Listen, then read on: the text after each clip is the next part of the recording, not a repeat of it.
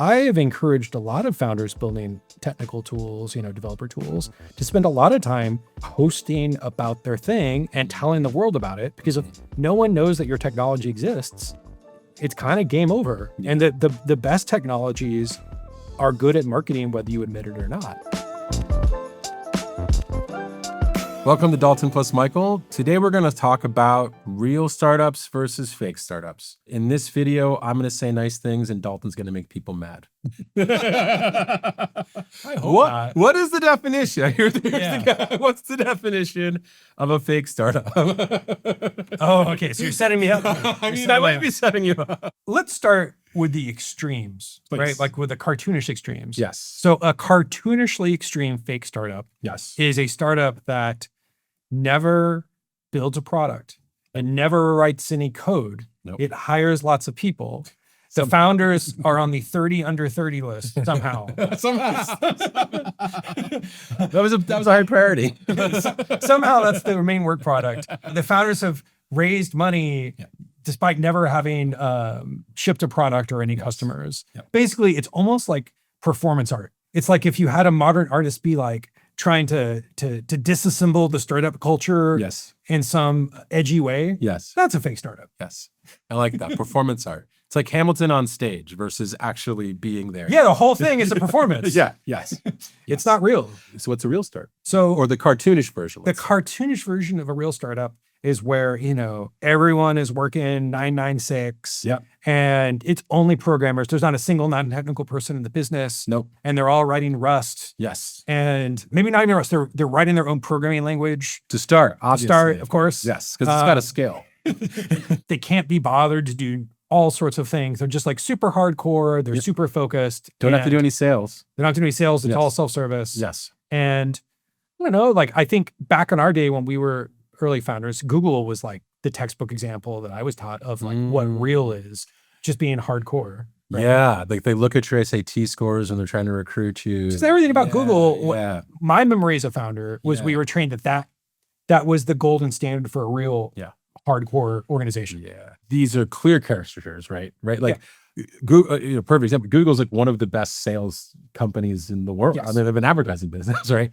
Or like Stripe, which is perceived as this just like, self-serve thing. It's like one of the best enterprise software payments companies in the world. I think this real versus fake startup thing is interesting because we interact with a lot of founders who aren't taking a sober look at whether they're taking a real shot at the startup game or not. What do you think causes someone to kind of slide into the fake side? Because the problem with fake is like, if you're not taking a real shot, this is so hard. If you're taking a real shot on goal, if you're not even taking a real shot on goal, you're kind of wasting time. That's such a great question. Let's try to make the most charitable explanation of someone that's doing what might seem like a fake startup. Yeah.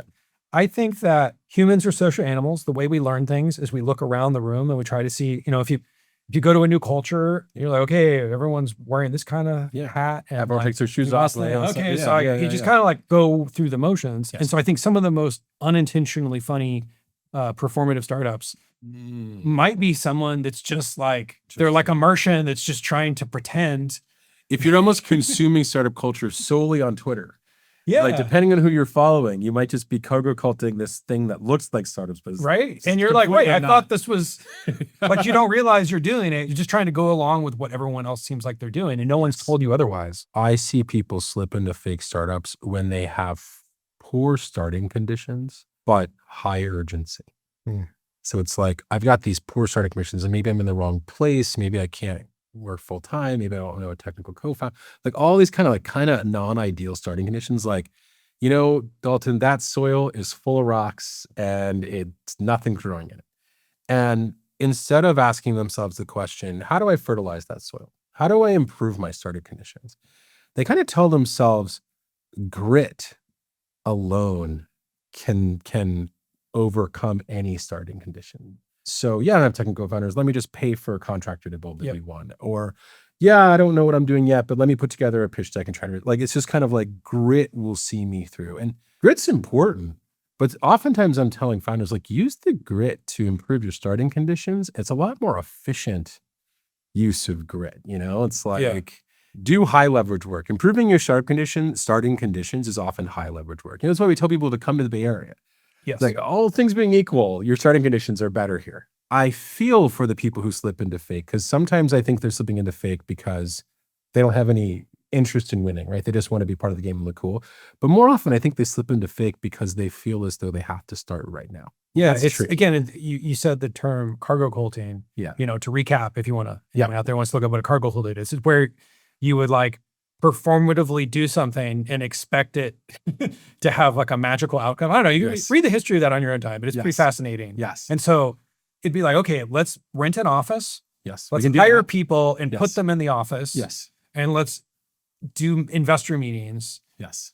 That's what a startup is, right? Yeah. If we put those three things together, Google pops out, right? Yeah. Like it's sort of like superficially building infrastructure with missing the point that the reason Google worked wasn't that they had pastel colored balls served lunch. Served lunch. Those weren't the important parts. It was that they built a really good search engine with actually the high order bit. Yeah. Yes. What I have found at YC is like, we tend to pick real startups, right? We do our best. We do our best.